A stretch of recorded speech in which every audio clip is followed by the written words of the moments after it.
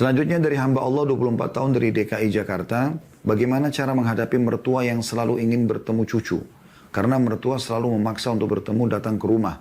Atau kami yang disuruh ke sana setiap pekannya.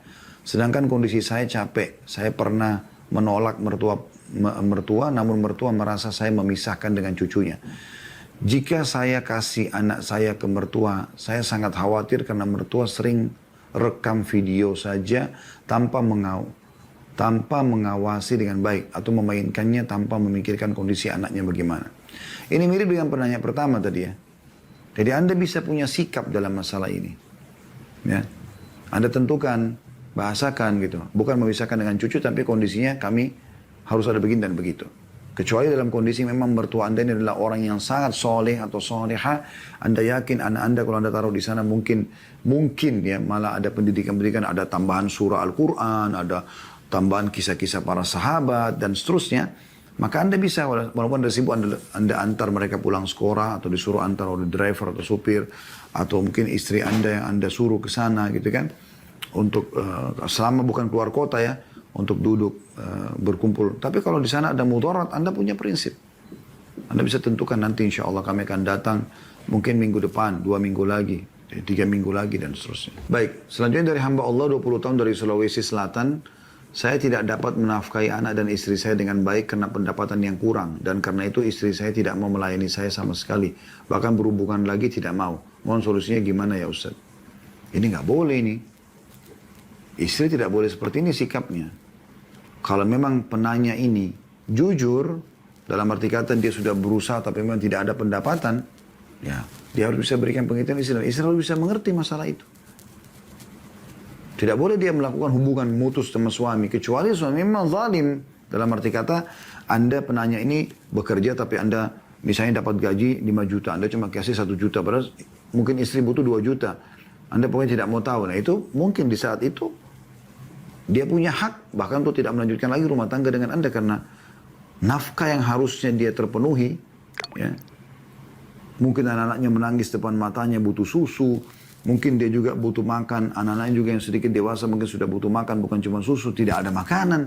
Suami dihubungi tidak mau tahu, nah itu lain. Tapi kalau kondisi Anda benar jujur, semestinya istri tidak boleh begini. Ya. Jadi saran saya, karena di sini diminta mohon solusinya Ustaz. Yang pertama, Anda berdoa dulu kepada Allah Subhanahu Wa Taala agar dibukakan rezeki dan kami pun doakan insya Allah. Dan Anda juga berdoa agar Allah berikan pemahaman menggambarkan keadaan sebenarnya kepada istri Anda ini. Allah SWT biarkan menggambarkan. Nanti akan sampai ke istri Anda dengan caranya Allah. Mungkin ada orang lain yang menceritakan misalnya. Kemudian juga kalau ada satu kota bersama, Anda bisa datangkan istri, perlihatkan tempat kerja. Kalau Anda lain kota, Anda bisa minta salah satu dari teman yang bisa menggambarkan ya. Walaupun tidak harus, jangan video call sama istri sehingga istri Anda kelihatan oleh teman Anda, tidak. Tapi dia bisa memberikan gambaran misalnya dengan voice suara. Kalau memang keadaan perusahaan kami begini atau tempat kerja kami begini dan begini, diberikan gambaran. Yang ketiga adalah libatkan keluarganya, libatkan pihak ketiga dari orang-orang yang dihormati, berikan gambaran gitu kan. Allahu a'lam. Ini solusi dari kami. Semoga insya Allah dengan 3 ini Anda bisa. Ya silakan. Baik. Kita akan lanjut ke pertanyaan selanjutnya. Hamba Allah laki-laki 30 tahun dari Bengkulu, wira swasta. Ustadz, saya mau minta tips menjaga keutuhan rumah tangga. Oh ya, Masya Allah, ini materi daurah sebenarnya ya. Tapi saya akan ringkaskan tentang masalah kiat atau tips mempertahankan rumah tangga. Yang pertama, ikhlaskan niat. Berumah tangga karena perintah Allah dan Rasulnya. Karena semua yang dikerjakan dengan keikhlasan itu akan berefek ya kepada hal yang baik, hal yang positif. Ya. Makanan saja, saudaraku seiman, kalau bahan-bahannya sama, si A sama si B masak makanan ini, bahan yang sama, model wajan yang sama, minyak goreng yang sama gitu kan, akan lebih terasa enak orang yang ikhlas dan tulus. Beda kan gitu. Maka butuh ketulusan dan keikhlasan. Dan itu kita kerjakan karena Allah. Bukan lagi kita melihat laki-laki ini sebagai suami saya atau perempuan ini sebagai istri saya. Bukan lagi itu. Tapi karena Allah memberikan kewajiban kepada saya untuk berbuat baik pada orang ini. Si suami memenuhi kebutuhan istri, nafkah kebutuhan dasarnya, si istri melayani dan mentaati suaminya dengan baik. Itu yang pertama. Yang kedua, agar Anda bisa mempertahankan rumah tangga, ya, selalu kembalikan permasalahan apapun kepada agama Allah. Kalau itu benar di dalam pandangan agama Allah, berarti orang yang sedang dalam keadaan benar didukung. Suami atau istri. Ya. Dan kalau itu salah dalam agama, berarti tetap dia salah. Siapapun dia, sebagai istri atau sebagai suami. Jadi agama yang jadi tolok ukur. Ya. Apa yang dia lakukan, benar nggak secara agama? Kalau benar, berarti dia benar. Kalau salah, berarti salah gitu. Nah, dalam poin ini, kalau sudah ketahuan sampai benar siapa yang salah karena kembali kepada agama, maka pindah langkah selanjutnya, yaitu selain kembali ke agama. Orang yang benar, yang ketiga, orang yang benar memaafkan. Orang yang salah minta maaf. Dan ingat teman-teman sekalian, jangan nginapkan permasalahan dan selalu bisa membuka lembaran baru. Ingat, rumah tangga itu, konsep ta'arufnya, kenalan dia yang sebenarnya itu, justru setelah akad nikah sampai kita meninggal. Saya ulangi, ta'aruf yang sebenarnya dalam rumah tangga, itu justru setelah akad nikah sampai kita meninggal. Sampai kita meninggal ya, itu proses ta'aruf terus berjalan. Makanya jangan Anda heran, mungkin ada karakter-karakter bawaan Anda atau pasangan yang mungkin masih sudah 3 tahun, 5 tahun masih sama. Butuh waktu untuk mengubahnya. Memang itu masa ta'arufnya. Itulah tantangan Anda. Anda menikah sama dia, maka Anda coba memperbaiki apa yang menurut Anda kurang baik atau menurut pandangan agama tepatnya. Ini poin. Insya Allah kalau ini dilakukan, Anda selalu bersedia membuka lembaran baru. Setiap ada kesalahan Anda ingatkan gitu kan. Kalau dia terima, Alhamdulillah buka lembaran baru lagi. Yang benar memaafkan, yang salah minta maaf. Selalu begitu.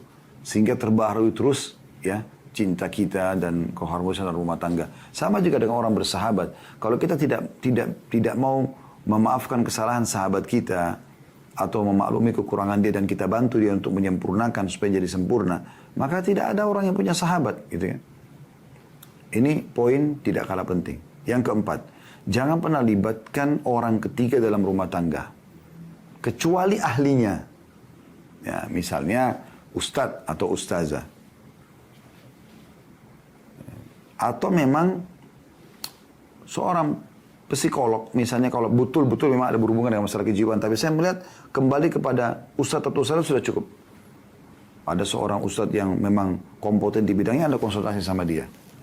Atau ada ustazah memang Masya Allah yang juga ilmunya ada cukup, dan dia sukses dalam rumah tangga, maka Anda boleh bicara sama dia.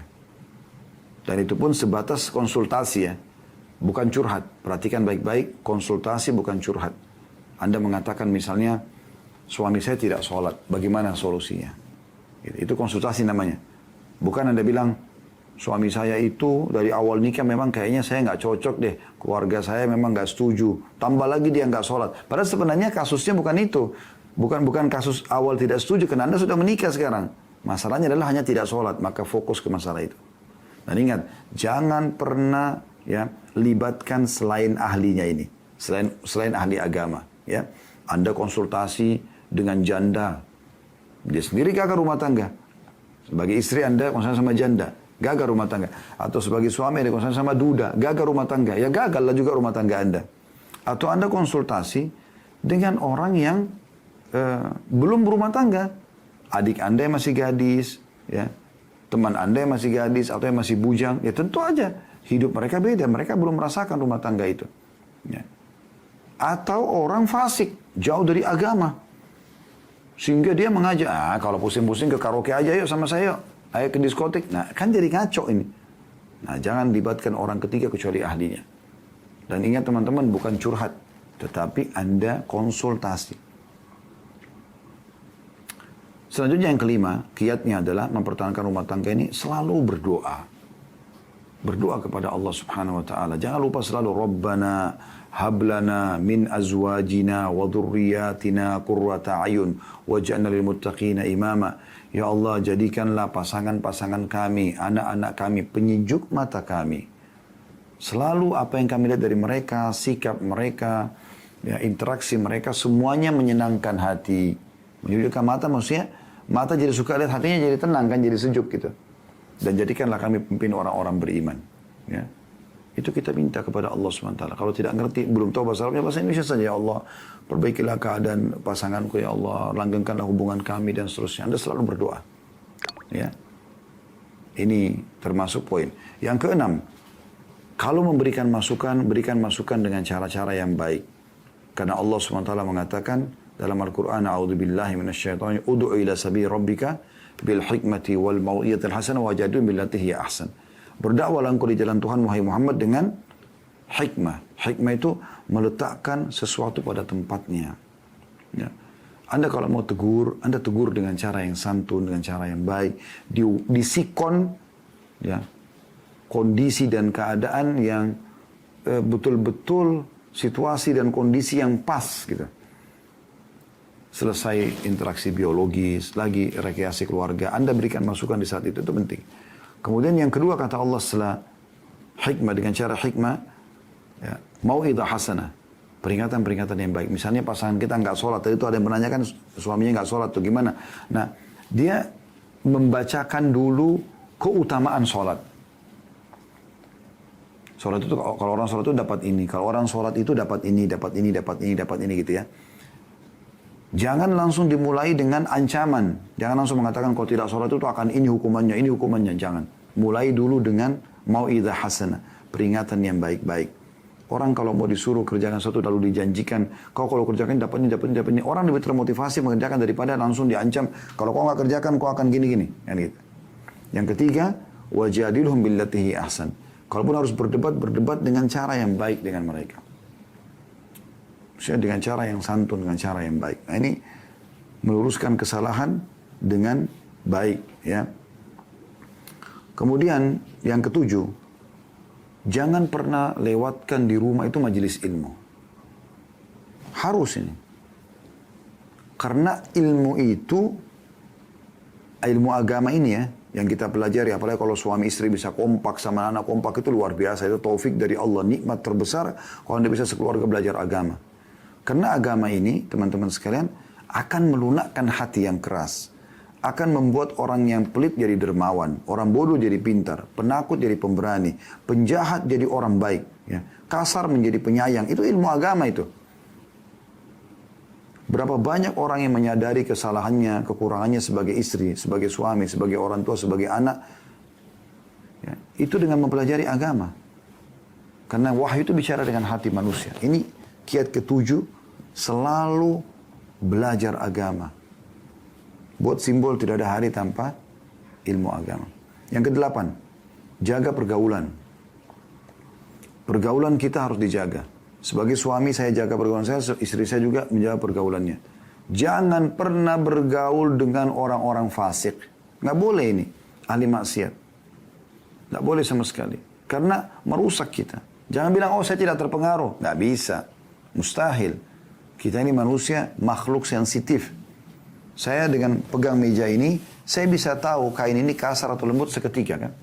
Bukankah hidung kita bisa langsung bedain bau wangi, bau busuk seketika? Saking sensitifnya. Bukankah mata kita bisa tahu ini terang atau gelap? Telinga kita bisa bedakan intonasi keras atau lembut seketika? Bukankah lidah kita bisa bedain seketika ini manis, ini asam, ini panas, ini dingin? Sensitif sekali. Hati kita juga begitu mudah terenyuh, mudah tersentuh, ya. Jadi nggak bisa kita ngobrol sama orang fasik, orang maksiat lalu dia cerita, ini bahaya, cerita tentang perzinahannya, tentang apalah ngolok-ngoloknya orang, gibah, gunjing, fitnah, segala macam, kita terpengaruh. Maka harus kita bergaul dengan orang-orang saleh. Dan batasi, nggak usah banyak-banyak temannya. Nggak usah banyak-banyak temannya. Yang penting orang-orang baik. Saya teman-teman, saya bisa dihitung jari sahabat saya itu. Saya kenal orang banyak, alhamdulillah. Tapi sahabat saya enggak. Saya selalu targetnya harus lebih soleh daripada saya. Dan lebih berprestasi.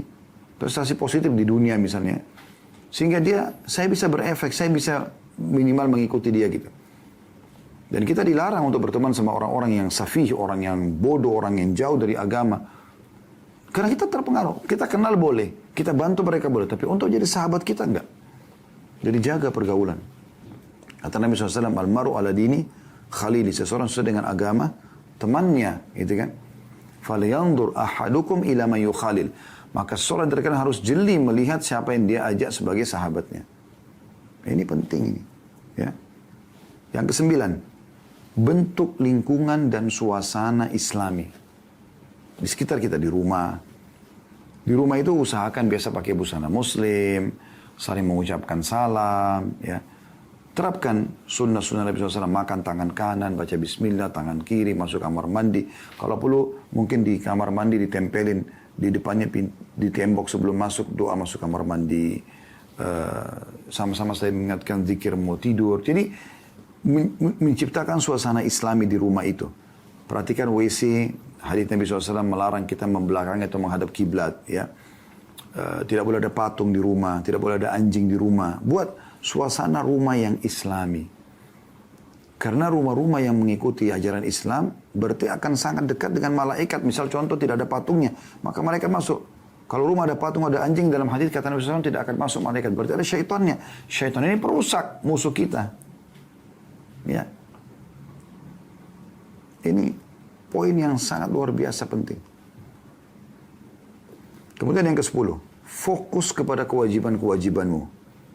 Yang merupakan kewajiban dasar suami, kewajiban dasar istri, fokus ke situ. Dan usahakan jangan tuntut pasangan kita di luar kewajiban dia. Kecuali kita cuma minta tolong saja. Kewajiban suami misalnya memberikan nafkah. Ya udah semampu dia. Apa itu nafkah? Sesuatu yang bisa membuat roda kehidupan berjalan di hari itu. Kewajiban suami harian, bukan bulanan ya Bu ya. Ini perlu digarisbawahi. Karena banyak orang paksa suaminya bulanan. Kalau ada suami memberikan awal Desember, kayak bulan Desember ini, uang bulanan dari awal sampai akhir bulan, Masya Allah, Anda belum melayani, Anda sudah dipenuhi kebutuhannya gitu. Tapi sebenarnya kewajiban dia harian. Hari ini dia hidup, dia punya kewajiban. Besok dia meninggal, sudah gugur kewajiban dia. Kalau dia berikan kepada Anda 1 bulan langsung, sementara dia pertengahan bulan sudah meninggal, berarti dia sudah bersedekah 2 minggu ke depannya, itu tanpa dia dilayani gitu kan. Nah ini fokus ke masalah nafkah. Nah kalau lebih dari nafkah, sudah berbau keinginan Anda, ya, itu Anda harus minta baik-baik. Jangan menganggap itu sebuah kewajiban pasangan. Jangan bebankan di atas kemampuan dia. Itu akan memunculkan percekcokan. Paksa harus ganti handphone baru karena temannya ganti handphone baru. Beli mobil baru. Rumahnya harus ubah catnya. Apalah harus beli tas bermerek. Segala macam baju bermerek. Karena dia pikir orang semua begitu. Enggak semua orang begitu. Ada orang-orang mukmin tidak seperti itu. Mereka hidup dengan apa adanya, karena kalau ada nikmat banyak, alhamdulillah melimpah dinikmati, tapi bukan keharusan. Kalau nggak ada ya sudah. Nah, ini nafkah, makanan, minuman, pakaian, tempat tinggal, transportasi semampu suami. Jangan bebankan di atas kemampuan dia. Anda ribut harus biaya keluarga saya juga, nggak bisa. Bukan kewajiban dia itu, luar daripada nafkah wajibnya. Itu hanya tambahan kalau dia mau kasih. Anda mau gonta-ganti handphone, Anda mau gonta-ganti baju. Sementara masih ada yang baru, ini bukan kewajiban dia. Kalau Anda tidak punya sama sekali, baju misalnya baru itu, dia wajib untuk memberikan Anda. Ini penting sekali. Ya. Yang ke-11, selalu berterima kasih. Dukung dan berikan support terhadap sesuatu yang pasangan kita berikan. Royal dengan pujian. Suami mungkin belikan cuman sedikit makanan bungkus. Oh, buat itu sesuatu yang besar, ya. Oh, terima kasih banyak, jazakallah khair, makasih masih ingat saya ya. Ayo kita makan sama-sama, yuk suapin suami walaupun dia cuma bawa 1 bungkus nasi uduk. Karena nilai pengorbanan itu, dia tidak mungkin bawa makanan itu ke rumah kecuali karena ingat Anda kan. Nah, nilai itu. Saya tahu beberapa orang ikhwah, Masya Allah, saya berikan makanan, dia nggak makan. Kenapa? Saya makan sama istri saya di rumah Ustaz.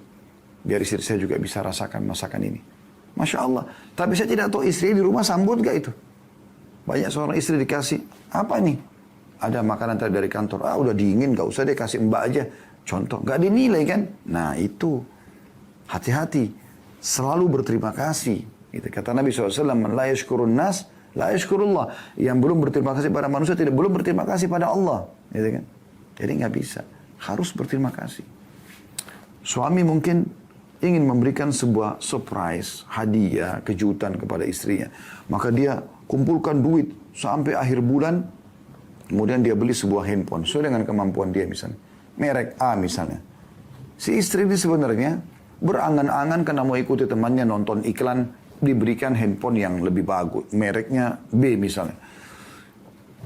Suami beli A, begitu dia bawa ke rumah, ini hadiah ya sayang, kasih. Begitu dibuka, kok merek ini? Aku kan pengen yang itu. Nah, yang tadinya suami kita tidak pernah, ibu kan tidak pernah tahu bagaimana perjuangan dia ngumpulin duit itu kan. Mungkin sekarang itu dia punya utang kepada 2-3 orang hanya untuk beli handphone itu. Oh, Masya Allah, terima kasih banyak, masih ingat saya. Makasih ya, jazakallah khair, mudah-mudahan ini menjadi amal jariah. Buat dia gembira. Suami yang digituin, Bu, nanti dia akan berpikir ke depannya. Saya bicara sebagai alam saya laki-laki, dan saya kan semua laki-laki mungkin akan sama. Insya Allah standar seperti itu ya. Kalau istri berterima kasih pada pemberian kita, kita jadi terenyuh, dan kita jadi berpikir, apalagi yang saya mau kasih lebih baik ini. Oh, istri saya tahu berterima kasih. Begitu. Dan tarik dalam semua hal. Ini ucapan terima kasih saya temukan jarang sekali orang ucapkan ya. Pernah gak ibu dalam rumah tangga sudah 5 tahun, 10 tahun rumah tangga pegang tangan suami, duduk baik-baik lalu mengatakan, saya betul-betul hanya mau mengucapkan jazakallahu khairan, udah 10 tahun biayai saya. Ya, sudah 10 tahun berikan saya perhatian, sudah 10 tahun penuhi kebutuhan biologi saya. Pernah gak ibu lakukan itu? Setahun aja, 365 hari, itu sudah luar biasa harus kita berterima kasih. Itu nanti akan memunculkan perhatian ekstra dari suami dan juga akan memberikan pahala buat Anda karena Anda berbuat baik dengan manusia yang Allah suruh berbuat baik. Dan juga suami akan berusaha berkorban lebih besar lagi buat Anda. Nah, sama sebaliknya juga. Suami juga begitu. Pulang rumah, dimasain oleh istri. Oh, Masya Allah, terima kasih, jazakallahu khairan, makasih ya. Udah masakin. Enak nggak? Enak. Bahkan di bab ini boleh bohong loh. Maksudnya begini, bukan kita mudah-mudahan bohong, tidak. Kalau misalnya masakannya biasa aja. Tapi Anda ingin gembirakan istri Anda mengatakan, oh masakannya top ini. Masya Allah, enak benar. Padahal sebenarnya tidak ada masakan seenak ini saya pernah rasakan. Mungkin Anda sudah rasakan banyak masakan enak. Memuji ini dibolehkan di bab itu ya. Sama, dia udah dandan, dia udah siap untuk melayani Anda. Mungkin dari pagi dia bingung, dia membuat kejutan, surprise buat Anda dengan dandanan dia. Tapi dia tidak tahu yang Anda suka yang mana nih. Lalu kemudian Anda datang, tiba-tiba Anda lihat dia pakai baju, misal warna ungu. Anda nggak suka warna ungu, Anda sukanya warna merah kah, hitam kah. Tapi dia sudah pakai. Kalau perlu sebelum dia ngomong apa-apa, biasanya itu istri kalau nggak dilihat oleh suaminya, atau apalah ya, dia ngedehem kah, atau dia mengatakan, bagus nggak sih baju yang saya pakai gitu. Ya nggak dilihat gitu-gitu. Tapi suaminya nggak peka.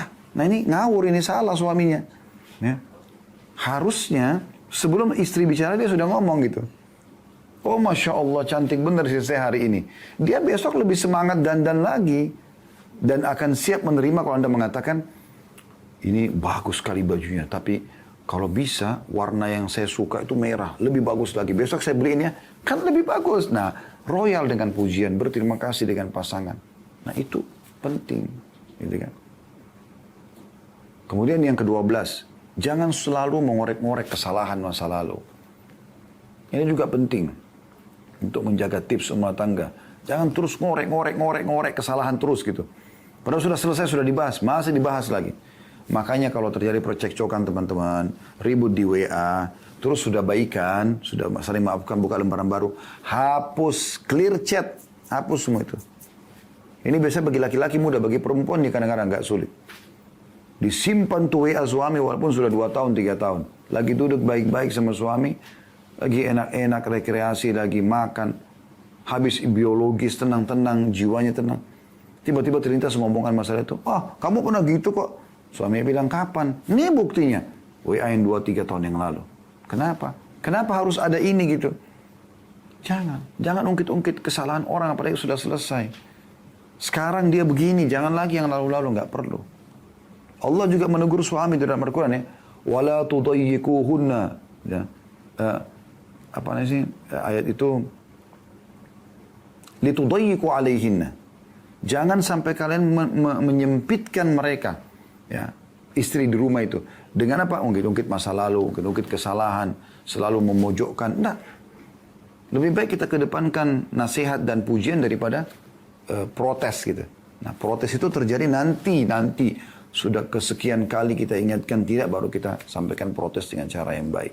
Nah, ini kurang lebih yang terlintas di benak saya. Mudah-mudahan dengan ini insya Allah ya bisa kita mempertahankan rumah tangga. Dan tentu ada banyak ya tips-tips yang kalau dalam daurah ini saya menyusun 30 tips mempertahankan rumah tangga itu di manajemen rumah tangga Islami 3. Dan saya sekaligus mengajak teman-teman nanti insya Allah ikut mendaftar. Kemungkinan kita akan adakan daurah ini kalau bukan di akhir Januari, mungkin di Februari kami akan lihat kondisinya. Tapi insya Allah tidak akan lewat dari bulan Maret, kita akan ada daurah offline. Ya. Kita akan menginap di hotel. Dan bagi teman-teman yang sudah mengikuti manajemen rumah tangga Islami 1, manajemen Islami 2, Anda bisa mengikuti daurah manajemen Islami 3. Tapi ini khusus bagi yang sudah berumah tangga. Karena manajemen rumah tangga Islami 3 sampai 10 judulnya ya 30 kiat mempertahankan rumah tangga. Tadi saya baru sebutkan sekitar 12 dan itu baru garis global. Nanti dalam daurah itu akan ada dalil-dalil, contoh-contoh, ada praktek lapangan gitu kan. Yang akan kita lakukan insya Allah. Yang kita harapkan bisa lebih menghidupkan cinta, keromantisan, harmonisan dalam rumah tangga itu sendiri. Maka ini poin yang perlu dipegang insya Allah. Dari hamba Allah kita baca ya.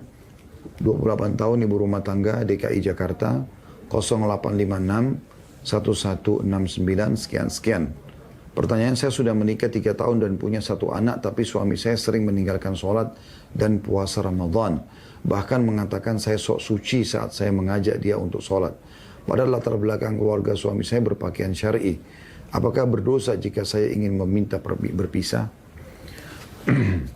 Pertama sekali saya akan jawab penanya ini. Atau saya mulai dengan mendoakan semoga Allah memberikan hidayah suami ibu ya. Sehingga dia bisa mendirikan sholat karena ini adalah rukun Islam yang kedua.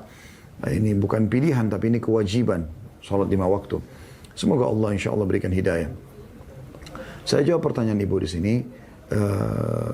Sebelum saya masuk ke inti pertanyaan, inti jawaban dari pertanyaan Anda, saya akan titik beratkan dulu kalimat Anda mengatakan padahal latar belakang keluarga saya, suami saya adalah berpakaian syar'i. Ini bukan tolok ukur. Penampilan seseorang bukan jadi tolok ukur. Berapa banyak orang yang sudah memelihara sunnah Nabi SAW, jenggot misalnya, tapi juga dia melakukan kesalahan-kesalahan. Ada orang yang sudah sholat dan di saf pertama, tapi juga masih menipu. Ya. Jadi bukan itu jadi tolak ukurnya. Tapi perbuatan realita dia di lapangan gitu.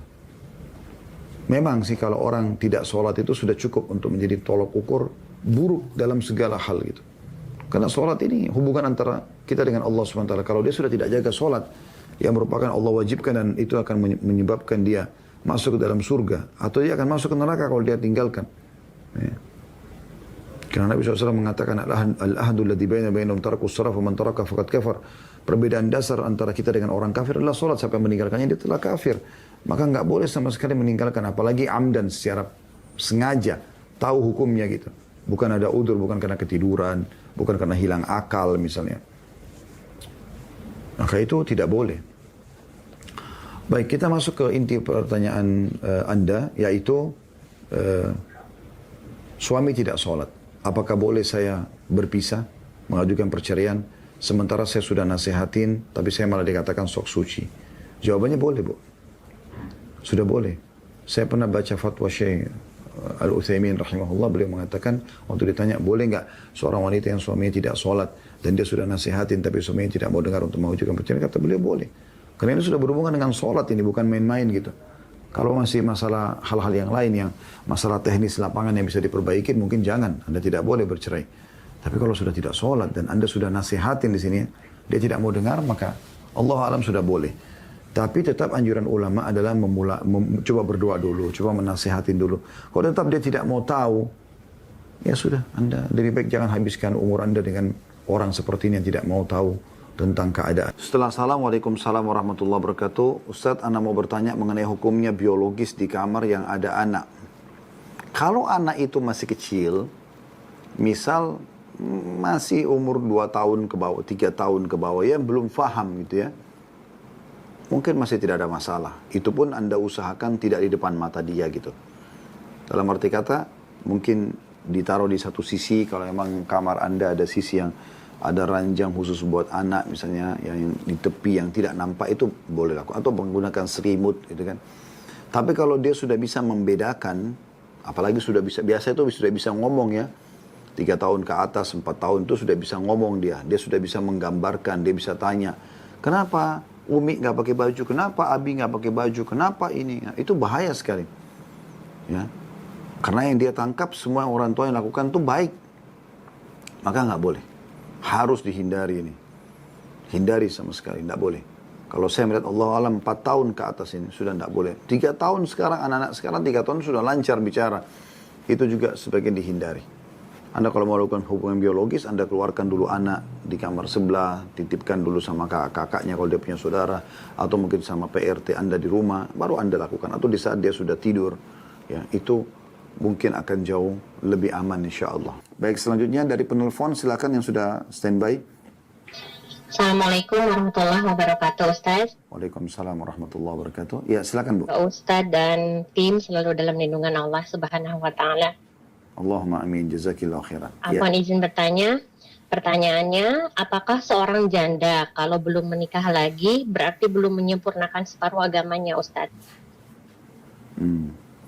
Dia sudah menyempurnakan separuh agamanya pada saat dia berstatus istri dulu, gitu kan. Tapi pada saat suami bercerai dengan dia atau suaminya meninggal, apakah sekarang dia sudah menyempurnakan lagi separuh agamanya? Maka yang kami fahami, khusus dalam kasus ini ya, belum masuk dalam hadis ini. Dia dapat pahala keutamaan itu dulu sebelum dia pada saat dia berstatus istri. Sekarang kalau dia sudah bercerai, maka dia sekarang ya walaupun dikatakan, karena gini, targetnya menyempurnakan setengah agama itu maksudnya karena ada pasangan itu. Ya. Pasangan itu akan sangat membantu memenuhi kebutuhan biologis ibu, ya, menjaga nama baik ibu, saling amar ma'ruf dan nahi mungkar sama-sama, mendukung kebaikan, perbuatan amal saleh dan juga mengingatkan dari kemungkaran. Ini kan ada. Nah, dengan hilangnya suami, baik dengan meninggal ataupun cerai, maka kan ini hilang juga. Ibu seperti kembali belum punya pasangan lagi. Allahu a'lam. Oleh karena itu kami pribadi menyarankan ini, setiap teman-teman yang janda, duda, selama memang Allah subhanahu wa ta'ala masih mudahkan Anda untuk berumah tangga saja. Tidak ada masalah. Kecuali Anda merasa, tidak deh, saya ingin bersama suami saya nanti di akhirat misalnya. Udah saya bersabar saja. Saya masih punya anak-anak kecil, saya ingin mendidik mereka. Itu sangat bagus, itu mulia sekali. Bahkan dalam sebuah riwayat disebutkan, termasuk salah satu wanita, jenis wanita ahli surga adalah yang mereka kalau meninggal suaminya, kemudian meninggalkan anak-anak kecil, dia menahan diri untuk menikah demi untuk anak-anaknya. Nah, itu ada keutamaan tersendiri. Tapi kalau misalnya ibu melihat, justru sekarang anak-anak saya ini butuh ayah. Umurnya masih 2 tahun, 3 tahun, masih kecil. Saya juga masih muda, saya takut fitnah. Nggak mungkin ibu mau bertahan terus-menerus jadi status janda. Kenapa tidak menikah saja kalau ada orang baik-baik gitu kan? Sehingga Anda tetap meraih status istri. Ya. Dan ini memang banyak sekali keutamaannya dalam hadis-hadis Nabi SAW ya. Dan jelas sekali kalau Anda menikah, pasti mendapatkan hadis tentang kesempurnaan setengah agama. Kalau Anda tidak menikah lagi, maka ini ada kemungkinan tidak ada pada Anda, di tanda kutip ya. Baik, pertanyaan selanjutnya yang sudah masuk di WA kami. Hamba Allah seorang laki-laki 32 tahun dari Sumatera Utara, dari 0811 9001 sekian-sekian. Apakah tanggung jawab suami terhadap mertua dan orang tua kandung? Apakah tanggung jawab suami terhadap mertua dan orang tua kandung? Seperti apa langkah suami untuk mendidik istri dan anak? Baik, ada 2 pertanyaan di sini ya. Kalau tanggung jawab Anda kepada orang tua kandung, wajib. Anda sudah berumah tangga atau belum? Ya. Anda berstatus suami atau ayah. Tetap kalau orang tua Anda masih hidup, Anda wajib berbakti sama mereka. Dan Anda harusnya menanamkan dan memberikan pemahaman yang tepat kepada istri Anda tentang poin ini. Supaya mereka faham ya. Supaya dia faham tentang masalah kedudukan orang tua Anda yang tidak bisa ya dinomor duakan. Kalau mertua, maka ini bukan sebuah kewajiban, tapi umumnya ihsan atau perbuatan baik kepada sesama muslim dan kaum kerabat ya. Karena mertua adalah menjadi kerabat setelah kita menikah dengan anaknya. Tapi tentu dia tidak setara dengan orang tua kandung. Ya. Kalau pertanyaan kedua, seperti apa langkah suami untuk mendidik istri dan anak? Langkah yang terbaik adalah berikan pemahaman agama kepada mereka. Kalau istri, berikan pemahaman yang paling utama tentang kewajiban dia dalam rumah tangga sesuai dengan syariat Allah Subhanahu wa taala. Kewajiban dia adalah melayani dan mentaati suami, tidak keluar rumah tanpa izin, ya, tidak puasa sunnah kecuali dengan izin suami, melayani biologi suami, ya. Melayani semua kebutuhan yang berhubungan suami di sini, kemudian juga merawat dan menjaga harta suami, rumah, ya, dan segala hal yang berhubungan dengan masalah itu. Kemudian juga menjaga dan merawat anak-anaknya. Nah, berikan pemahaman tentang masalah itu. Kalau masalah anak-anak, Anda lihat kalau anak ini yang maksud adalah anak masih kecil, maka tanamkan semua pemahaman agama kepada mereka. Ya, tanamkan tentang masalah akidah, bagaimana mereka yakin tentang Allah itu ada. Anda bisa dengarkan banyak sekali ceramah-ceramah yang kita bisa dengar, ya, tentang masalah akidah ini, termasuk ceramah kami. Insya Allah Anda bisa dapatkan dari YouTube. Insya Allah di playlist YouTube ada banyak tentang masalah akidah, seperti kenalilah Tuhanmu kau akan bahagia, saudaraku ini adalah pondasi agamamu, kemudian saudaraku ini adalah rahasia rezekimu. Banyak judul-judul ceramah yang Anda bisa dengarkan, lalu Anda tanamkan kepada anak-anak itu, ya. Kemudian setelah itu Anda juga ajarkan kepada mereka hal-hal yang wajib seperti sholatnya, ya, diajar tentang sholat. Tentu dimulai dari Anda sendiri juga harus menguasainya, ya, hal-hal dasar dari rukun Islam, ya, insya Allah itu cukup Anda tanamkan, sambil juga Anda pilihkan lembaga pendidikan yang tepat dan juga teman-teman bergaul. Yang pertama, pertanyaan dari Instagram yang sudah masuk. Pertanyaannya adalah, mertua selalu iri karena anaknya meluangkan waktu lebih banyak untuk istrinya. Bagaimana solusinya?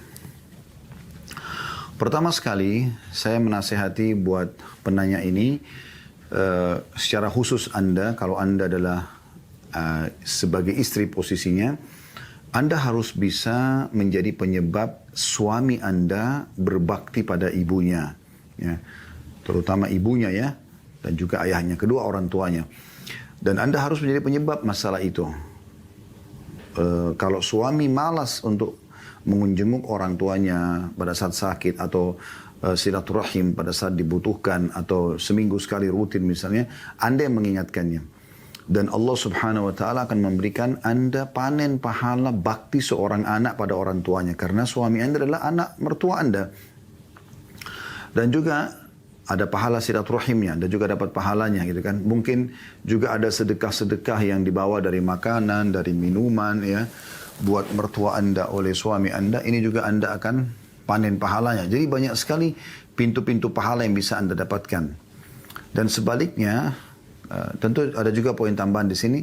Dan kalau Anda penyebab semua itu, Allah akan berikan kepada Anda juga anak-anak yang bakti kepada Anda nantinya. Sebaliknya, kalau Anda justru menjadi penyebab agar suami Anda tidak terlalu banyak luangin waktu buat silaturahim dengan orang tuanya, atau membantu orang tuanya, atau memenuhi kebutuhan mereka, maka Anda akan bisa mendapatkan dosa, ya, kalau Anda menjadi penghalangnya, ya. Dan juga berbahaya sekali, Allah Subhanahu wa taala bisa memberikan kepada Anda anak-anak yang durhaka kepada Anda nantinya. Jadi kami sarankan agar cemburu mertua ini berkurang, maka tentu saja Anda coba minta kepada suami agar meluangkan waktu secara khusus agar bisa menjenguk dan memenuhi kebutuhan ibunya. Dan memang Anda nanti akan rasakan kalau Anda sekarang posisi sebagai seorang istri dan satu waktu Anda akan menjadi suami, maka di saat itu Anda sebagai ibu, maksud saya. Sekarang Anda sebagai istri dan satu waktu misalnya kalau Allah karunia Anda anak, Anda menjadi ibu, Anda akan rasakan apa yang dirasakan oleh mertua Anda ini. Ya, sampai pada tingkat seorang ibu itu kadang-kadang merasa cemburu dengan istri anaknya karena dia merasa ini anak saya yang besarkan gitu, dan saya butuh juga anak saya bersama saya. Kok istri ini mendominasi? Dan itu muncul biasa di sebagian ibu perasaan itu. Ya, Assalamualaikum warahmatullahi wabarakatuh, Ustaz. Waalaikumsalam warahmatullahi wabarakatuh. Ya, silakan. Ustaz, saya mau bertanya. Di dalam suatu pernikahan, jikalau seorang istri dari suami sah melakukan perselingkuhan dan perzinahan sampai seorang istri tersebut mengandung atau hamil anak hasil zina. Pada saat mengandung itu sang istri mengajukan perceraian kepada suami sahnya Ustadz, tanpa suaminya mengetahui bahwa istrinya menyembunyikan suatu aib tersebut. Pertanyaannya adalah bagaimana hukum perceraiannya yang terjadi antara istrinya tersebut dengan suaminya, dan apakah aibnya itu akan terus tertutupi saja, dan apakah yang kedua, setelah perceraian dan masa iddahnya, apakah orang tua dari perempuan tersebut harus segera menikahkan anak perempuannya dengan laki-laki yang menghamilinya, ya Ustaz? Baik, saya sudah paham insya Allah. Jadi gini Bu ya, kalau Ibu mau lebih jelas, lebih baik jangan diputuskan, nanti bisa ditanyakan lagi kalau belum tepat atau belum tuntas jawaban saya. Jadi ini pepatah bahasa Arab mengatakan istilah kalau dua keburukan dikerjakan dalam satu kegiatan, akhasafan wasu akila. Apakah sudah kurma kering kemudian curang lagi di timbangannya. Kenapa saya bahasakan istilah ini, Ibu? Semestinya istri ini tidak boleh mengajukan cerai dari suaminya, karena suaminya tidak bersalah. Harusnya dia justru bertobat kepada Allah Subhanahu wa taala, memohon ampun kepada Allah Subhanahu wa taala, kemudian dia kembali berbakti dan berbuat baik pada suaminya tanpa dia harus ceritakan sudah. Ya. Cuma memang di sini alangkah baiknya dipastikan kalau nanti anak ini ya ada baiknya kalau dia memang dites DNA juga ya. Tapi yang kami ketahui sebenarnya kalaupun terjadi seperti ini, al-waladu lil firash kata Nabi SAW. Anak itu walaupun dari hasil perselingkuhan si istri tetap dinisbatkan kepada si ayah. Jadi suami Anda tidak bersalah, suami yang maksud yang ibu maksudkan ini ya, tidak bersalah. Kenapa harus diajukan perceraian? Mungkin dia cinta sama istrinya, dia tidak berdosa gitu. Kenapa seorang istri harus justru sudah selingkuh, perbuatan salah, buruk nih. Tambah lagi dia mau cerai sama suaminya, buruk lagi nih. Dan ini bisa masuk dalam hadis Nabi SAW, istri manapun yang atau wanita manapun yang meminta cerai pada suaminya tanpa udzur syar'i, maka haram baginya bau wanginya surga. Nggak boleh ini. Gitu kan? Itu poin dulu. Jadi harusnya dia tidak bercerai. Ya kalau ini yang sedang ditanyakan belum bercerai, jangan cerai. Kecuali suami memang yang mau menceraikan dia. Dan anak itu kalau lahir dinisbatkan kepada suami dia yang sah, tidak dinisbatkan kepada selingkuhannya itu. Itu yang pertama. Yang kedua, segera taubat ini, si pelaku ini. Kenapa harus selingkuh? Anda sudah punya suami. Apa manfaatnya gitu? Sementara memang dalam Islam tidak bisa poliandri, nggak bisa orang ada dua laki-laki. Allah menciptakan wanita itu hatinya terarah kepada satu orang. Beda dengan laki-laki yang Allah buka bagi mereka pintu poligami. Mereka mungkin masih bisa membagi hatinya. Kalau bagi wanita itu tidak boleh. Maka kenapa dia bisa buka? Otomatis nanti dia tidak akan setia sama suaminya. Dia tidak akan merasa puas dengan suaminya dan segala macam hal. Ya, karena ada laki-laki ini. Oleh karena itu tutup ini. Blokir laki-laki itu. Jangan lagi buka hubungan dengan dia gitu kan. Bertobat langsung kepada Allah itu kalau saran kami. Ini kalau belum terjadi perceraian. Tapi kalau sudah terlanjur diajukan perceraian dan sudah terjadi perceraian, ya, maka tetap saran kami bertaubat kepada Allah Subhanahu wa taala, si pelaku ini, si istri ini bertaubat kepada Allah Subhanahu wa taala, dan dia harus tahu kalau anak ini dinisbatkan kepada suami dia. Yang pertama, karena memang kata Nabi SAW, al-waladu li firash. Anak itu dinisbatkan kepada pemilik ranjang yang sah, walaupun sekarang sudah cerai. Karena di saat dia hamil dari selingkuhannya itu, dia masih status istrinya, suaminya yang sudah bercerai itu. Ya, itu harus difahami. Jadi jangan dia setelah masa iddah lewat, kemudian dia nikah sama laki-laki selingkuhannya itu, lalu nanti pada saat dia melahirkan, anaknya dinisbatkan kepada laki-laki selingkuhannya. Itu tidak bisa. Walaupun setelah dites DNA ternyata memang spermanya si laki-laki suami dia yang kedua nanti. tetap tidak boleh. Allahu a'lam. Itu yang dari kami. Sudah jelas, Bu? Untuk orang tua kami diwalikan saja atau memakai wali hakim, Ustaz? Soalnya orang tua Maksudnya si kami perempuan tidak yang selingkuh menyetujui. ini gitu. Sangat murka pada kakak kami kebetulan. Ustaz. Jadi orang tua si perempuan ini murka sama anaknya gitu. Iya, betul. Baik, saya mau tanya, ini sudah cerai atau belum ini? Sudah, Ustaz, sudah melahirkan juga, Ustaz. Sudah melahirkan juga? Iya. Ya sudah, dia tinggal taubat nasuha. Tapi dia harus tahu anak itu dinisbatkan kepada suami dia yang sudah cerai. Itu poin penting. Iya, saya sudah jelaskan tidak ada nisbatnya, tapi kata kakak saya karena butuh akta kelahiran, jadi beliau harus menikah. Enggak, jadi dia harus itu anak dinisbatkan ke suami yang sudah cerai, Bu. Ya. Jadi walaupun lahir nanti, itu dikenakan dia cerai sementara dia masih hamil kan? Iya. Iya, dan itu sebenarnya perceraiannya sah, tapi masa iddahnya sampai dia selesai melahirkan. Dan itu tetap, anak itu kalau lahir dinisbatkan ke nama suaminya dia itu, Bu. Jadi tidak bisa dinisbatkan ke laki-laki lain. Atau jangan dikatakan tidak ada penisbatan. Yang tidak ada penisbatan pada laki-laki itu kalau murni zina. Tanpa status istri. Misalnya ada gadis, dia berzina sama seorang laki-laki, na'udzubillah, lalu hamil. Ya. Nah, dia tidak punya suami memang. Maka anak itu dinisbatkan kepada si perempuan ini. Ya. Tapi kalau dia status istri, maka walaupun dia selingkuh dan dia hamil dari selingkuhannya, anak dari selingkuhan itu pun tetap dinisbatkan kepada suami dia. Allahu a'lam, itu yang kami ketahui. Jelas, Bu, ya? Jelas, Ustaz. Terima Baik. kasih, Ustaz. Mohon doanya Ya, untuk sama-sama. orang tua kami. Jazakallahu Baik, insyaallah. khairan. Wah, iya. Assalamualaikum warahmatullahi wabarakatuh. Selanjutnya, dari Instagram yang sudah masuk, ya. Halalkah menceraikan istri yang tidak mau menurut sama suami dalam hal berbakti kepada orang tua suami? Kenapa harus ceraikan dulu? Jangan dulu bahas cerai. Tanya dulu kenapa dia tidak mau. Korek dulu sebabnya. Apa sebabnya?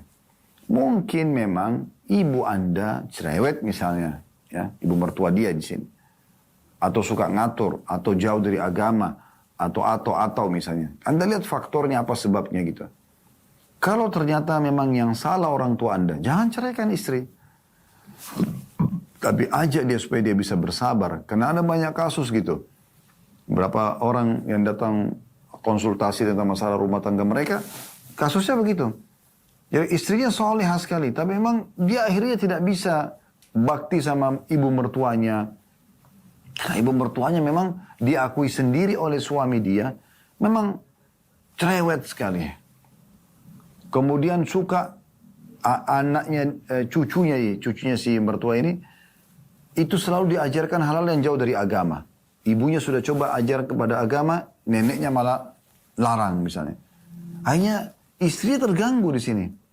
Nah, kalau ini sebabnya Anda tidak boleh ceraikan istri Anda. Tapi kalau istri ini memang betul-betul fasikah, jauh dari agama,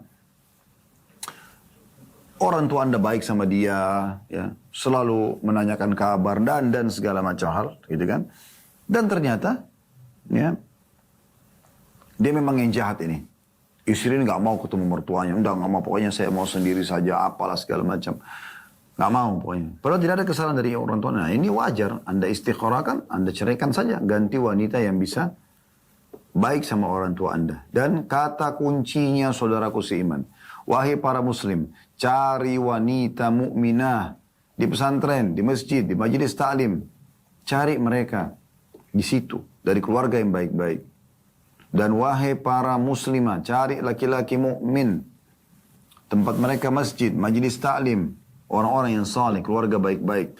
Selanjutnya dari WA yang sudah masuk dari Ukhti Cati, ya, 32 tahun, sudah menikah, pegawai swasta dari Jawa Timur, dari 0812 1228 sekian-sekian ya.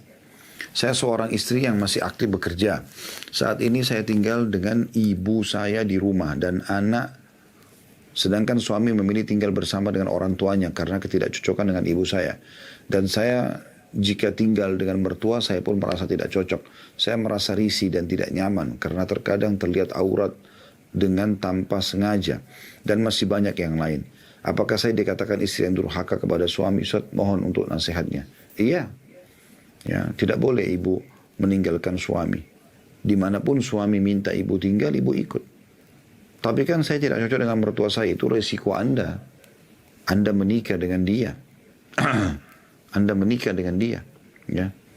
Jadi tidak boleh sama sekali Anda membiarkan suami tinggal di rumah orang tuanya. Dan Anda tidak mau ikut dengan dia. Ya. Harusnya Anda ikut. Harusnya Anda ikut, karena itu sudah resiko. Masalah mertua Anda cerewet kah atau ada masalah, itu masalah yang harus Anda hadapin. Itu resiko pernikahan. Dan tidak mungkin Anda paksakan suami itu tinggal bersama Anda. Tidak mungkin. Ya. Allahu alam. Jadi Anda ikhtiar, ikutin suami, kecuali suami bisa diajak negosiasi, tidak tinggal di rumah orang tua Anda, tidak juga tinggal di rumah orang tuanya, alhamdulillah, itu solusi yang terbaik. Tapi kalau tidak, maka Anda ya ikut dengan suami. Baik, selanjutnya saya akan baca dari WhatsApp yang sudah masuk dari hamba Allah, seorang akhwat 41 tahun dari Jawa Barat, dari 0813 1437 ke sekian-sekian. Apakah seorang janda kalau belum menikah lagi berarti belum menyempurnakan separuh agamanya? Setahu kami iya. Ya. Jadi orang dianggap menyempurnakan setengah agama itu pada saat dia statusnya istri dan statusnya suami. Karena dengan adanya pasangan yang bisa mendampingi dia, ada tempat pelampiasan biologisnya, ya, maka ini selamat setengah agamanya. Tinggal dia bertakwa dengan setengah yang tersisa. Kalau dia status duda, janda, dia belum menikah lagi, maka poin ini luput gitu kan. Kecuali mungkin kalau dia sudah sangat tua sekali, suaminya meninggal, dia sudah 60 tahun, 70 tahun, memang tidak butuh menikah tuh, mudah-mudahan tidak ya. Tapi kalau masih muda, bisa menjadi fitnah buat diri dia, fitnah bagi lawan jenisnya yang lain, maka ini dia belum menyempurnakan. Dan kami sarankan Allah alam semua janda, duda, gadis, bujang menikah saja, mudahkan sunnah Nabi SAW, syiarkan. Baik, selanjutnya dari WA yang sudah masuk ya, dari hamba Allah seorang akhwat 32 tahun, ibu rumah tangga dari Jakarta, dari 0812 9082 sekian-sekian. Pertanyaannya, bagaimana jika kita sudah terlanjur menikah dan saya baru tahu bahwa suami tidak fasih baca Al-Quran dan kurang tumak nina dalam sholat. Bagi yang belum tahu tumak nina, maksudnya ketenangan dalam sholat ya. Suami pun tidak terlalu antusias dalam memperbaiki diri. Sedangkan kami mempunyai seorang anak yang harus dididik. Hal ini membuat kami sering tidak sejalan. Pertama sekali saya mengajak ibu untuk bersabar dalam menghadapi masalah seperti ini. Anda mengucapkan apa yang diajarkan Nabi SAW, qaddarallahu wa ma sya'a fa'al. Anda bisa ikuti ulang itu, qaddarallahu wa ma sya'a fa'al. Artinya qaddarallah, Allah sudah takdirkan, wa ma sya'a fa'al, dan Allah mengerjakan apa yang dia inginkan. Ini anjuran Nabi SAW bila ada seseorang yang tertimpa sesuatu yang dia tidak sukai dan sudah terlanjur terjadi, dia mengucapkan itu, qaddarallahu wa ma sya'a fa'al. Lalu Anda mengucapkan kalimat istirja, yaitu inna lillahi wa inna ilaihi raji'un. Kami milik Allah, kami akan kembali kepada Allah. Lalu Anda lanjutkan dengan doa yang diajarkan Nabi SAW. Allahumma jurni fi musibati wa khlif li khaira minha. Allahumma jurni fi musibati, artinya ya Allah berikanlah aku pahala yang melimpah dari musibahku ini. Wa khlif li khaira minha, dan gantikan aku yang lebih baik darinya. Maksudnya adalah semoga Allah subhanahu wa ta'ala bila suami ini baik, Allah subhanahu wa ta'ala akan memberikan beliau hidayah, ya, dikembalikan ke jalan Allah subhanahu wa ta'ala, dan insya Allah bisa menjadi seperti apa yang Anda harapkan. Jadi belajar Al-Quran belum terlambat. Juga tumaknina dalam sholat, banyak orang yang mengerjakan sholat tapi belum tumaknina karena belum memahami itu adalah sebuah kewajiban dalam sholat. Tapi Anda belum terlambat untuk mendoakan dan mengajak suami untuk bisa memperbaiki itu semua. Dengan cara misalnya memperdengarkan cuplikan ceramah tentang keutamaan sholat, tentang kewajiban tumak nina gitu kan. Kemudian keutamaan membaca Al-Quran dan mentadabburinya.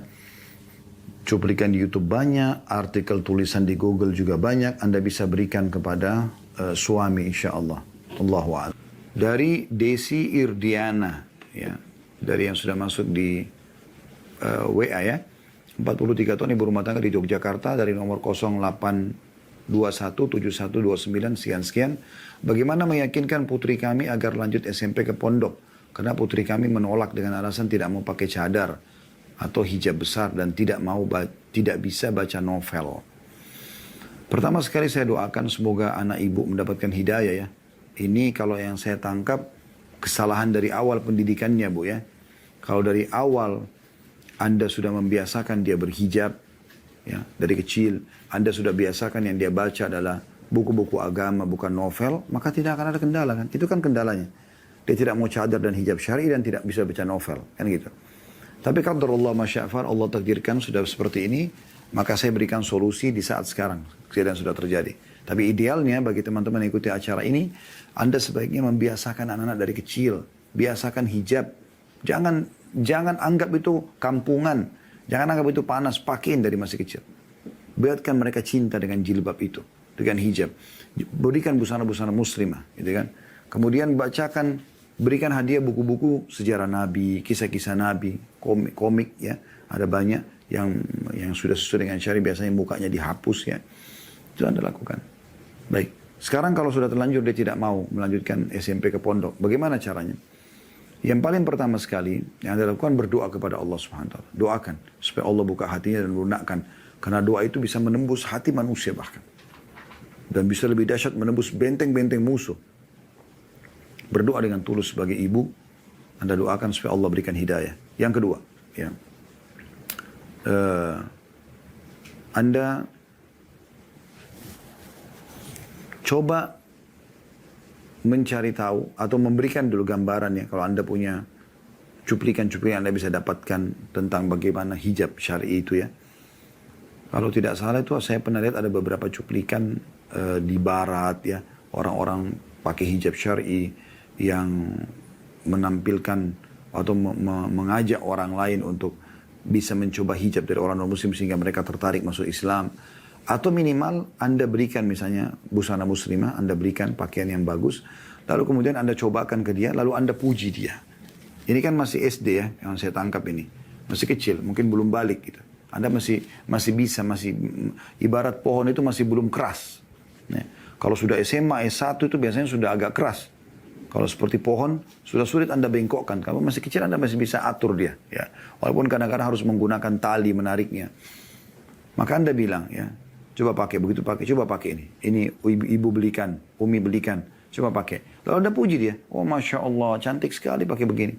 Apanya yang salah gitu. Ya. Kemudian yang ketiga, Anda lihat dia bergaul sama siapa. Biasanya ini dari bahasa teman-teman.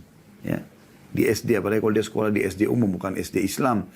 Biasanya mereka sudah ngobrol tuh. Pesantren ini kesannya momoknya seperti momok yang menakutkan, tanda kutip ya, bagi mereka. Pesantren tuh kayak ini, tidak harus pakai hijab, tidak boleh baca novel, tidak bisa, ya ujungnya juga tidak boleh bergaul bebas, tidak bisa nonton bioskop, tidak bisa ini, tidak bisa itu semua. Lanjutannya, nah ini biasa dari perkataan teman-temannya. Nah di sini Anda sudah harus bisa membatasi, ya teman-teman. Sudah harus membatasi teman-temannya. Jadi Anda batasi, dan siapa di antara teman-temannya, siapa sih teman kamu yang ngobrol? Oh si fulan. Coba Anda temuin sebagai ibu. Kenapa nak nggak mau di pesantren? Tanya depan anak Anda. Oh iya karena ibu saya bilang begini. Oh, tapi nggak benar. Ada pesantren itu begini, ada pesantren itu begini. Dijelaskan. Ya. Kalau sebenarnya pesantren tidak seperti apa yang mereka bayangkan gitu. Semoga saja dengan teman-temannya ini diberikan penjelasan di depan dia dan Anda punya jawaban argumen yang kuat, itu akan bisa lebih mudah membuat mereka bisa paham. Kemudian solusi masalah novel Anda kasih dia. Kan dia masih SD, masih bisa diberikan buku-buku Islam ya, sejarah-sejarah Nabi ya. Banyak sekali buku-buku sejarah Nabi yang Anda bisa beli ya, yang Yang saya ingat itu ada dari salah satu teman kami, Ustaz Nidar Hafidahullah, ada perisai Quran, banyak menerbitkan buku-buku tentang sejarah anak-anak. Itu bagus, Anda bisa berikan kepada dia gitu. Kisah tentang para ummahatil mu'minin atau para sahabiat Nabi. Anda bacakan atau dia baca, bergambar, berwarna. Itu akan lebih banyak membantu insya Allah. Dengan izin Allah SWT. Allah